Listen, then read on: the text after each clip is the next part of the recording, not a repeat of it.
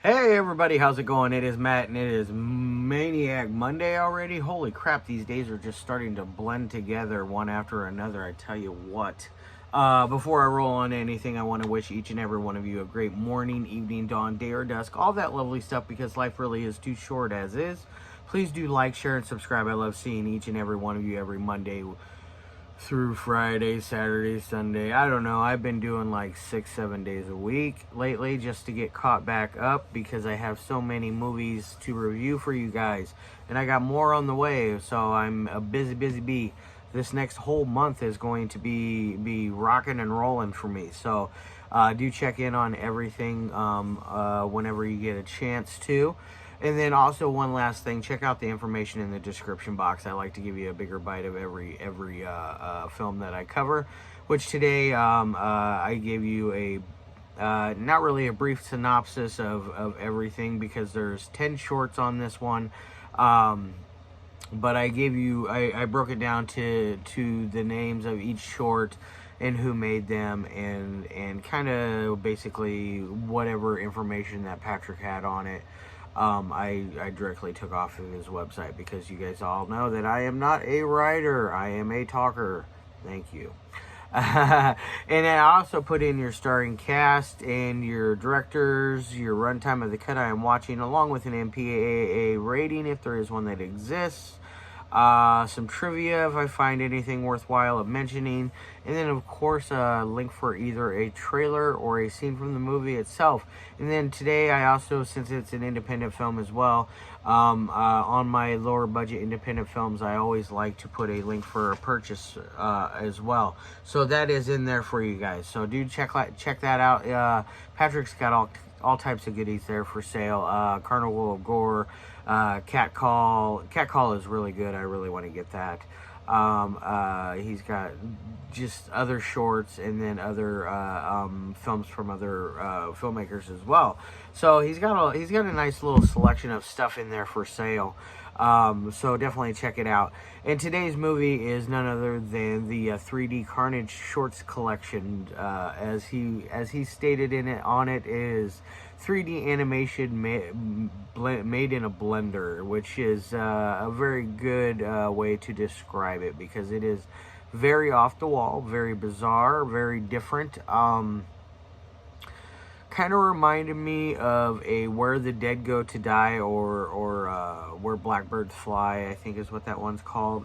It kind of reminded me of those two in ways, the Jimmy Screamer Claus movies, but not quite as out there and as vile as the Screamer Claus movies are. I'm sorry, I gotta adjust just a pinch here there. It didn't really work, so whatever. But anyways, but it there's 10 shorts, like I said, on there. There's 2 on there from a fella named Jim G. Petitgrew, and then there's 8 on there from Patrick himself. You know, the ones that Jim does, the one that comes straight to mind is the very first one you see right away, which is the robot giant one, which is very fun, cool, little short about a giant robot roaming around this town destroying stuff, and all these other filmmakers are trying to stop it, and they're being offed in very horrible ways by this giant robot. It's very cool. Now, as far as his other one goes, it was very, I would say it was good. It was not as good as the giant robot one. I forget the name of the second one, but it was worthwhile of watching. But you know, the real price of admission is to come in. You're here for the Patrick 14 films. I liked most of them for the most part. The porn ones were hilarious. I thought they were crazy wild. Cool music played over the backgrounds of them. What else did I like? There was a Toy Story kind of like rip-off type thing. It was a Loy Storo or something like that is what it said, what the title was, which was fun. There was a little Resident Evil type remake type thing going on in there that was fun. Now, as far as the rest of them goes, those are the most memorable ones out of the batch. Um, there, a lot of the other ones they blend together a little bit, even though they're all so different from each other. You tend to forget a couple here and there. I really wanted to like the one with Harry Collins' disembodied head floating around. I thought that was kind of neat and fun. Because Harry's a great guy. He's super cool, dude. I've always had a lot of appreciation for that guy. If fun fact is he's one of the very first people. He is the first person to give me a real big break on as far as movie reviews goes. So I will always have a lot of love and respect for that guy. So check out his work as well. I'm going to be doing a video on Sidling Hill hopefully here in the future. I didn't do a video on it, but I did do originally a very, very long typed out essay on it, and that made me realize I'm not a writer. But anyways, on to other things, but like I said, I really wanted to like that story a lot more. It wasn't bad by any means. None of the stories are bad or boring or dull. They keep your attention very, very well. There's just little things here and there that I would have liked a little more context into each of these, because there's no subtitles on my screen, or at least that I watched, there was no subtitles. My French is not very good. It's very, very, very weak.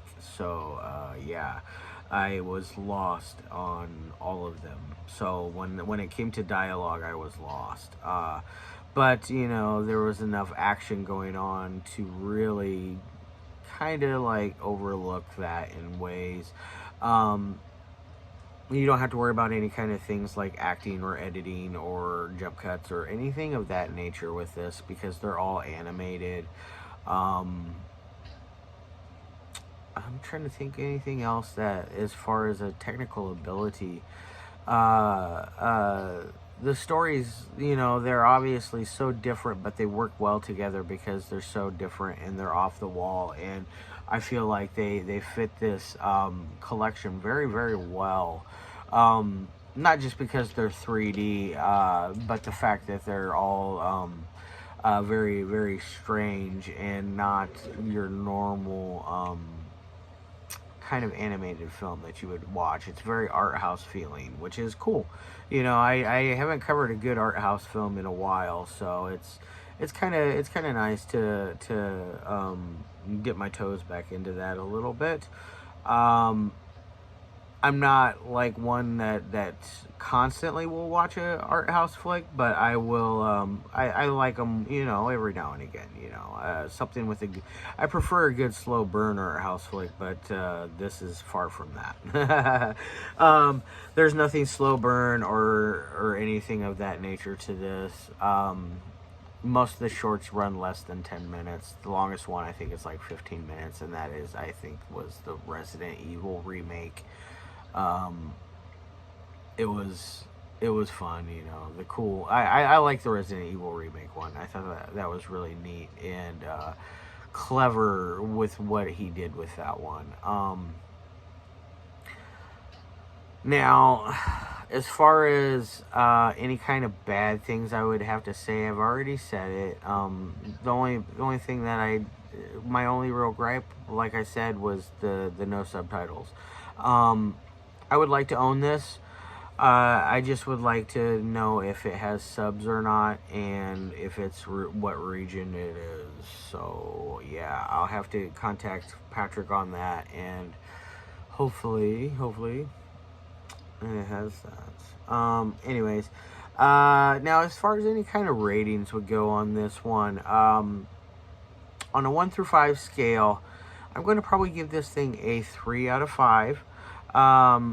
I'd say it runs middle of the road. It could be a hell of a lot better, but it could be so much worse. It's not a bad movie by any means. Um,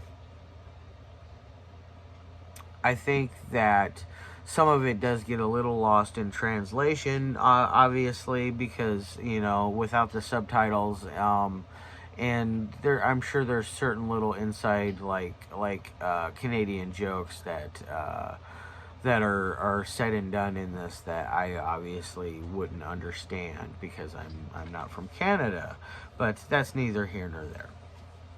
Now, like I said, I'm gonna bump it up to a 3.5 out of 5. It's a little above average. Let's say that. I feel like average isn't good enough for this.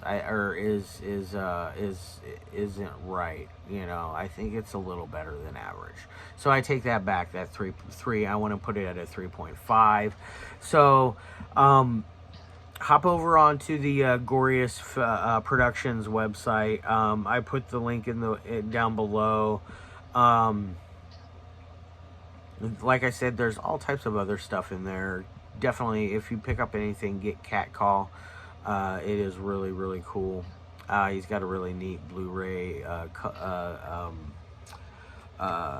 edition of it because it was originally released as I think 3 or 4 shorts, and it's released as one big long film in this one, which is what it originally was supposed to be from what I gathered what Patrick was telling me.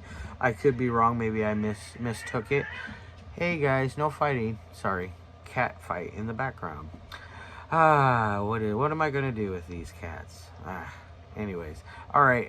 It's been coming up on 12 minutes. This is a little shorter than I usually do, mostly because it's a little harder to talk about this one in a longer fashion, just because the shorts are so manic and fever dream feeling. Like it's like you feel like you've fallen into a vat of LSD and you're lost in Patrick 14 land and you don't know what's going on, and it really blows your mind. It does. And I wonder what it would be like to watch this movie on some sort of hallucinogen. I'm not going to be doing any such things, but I would imagine it would really enhance the viewing experience.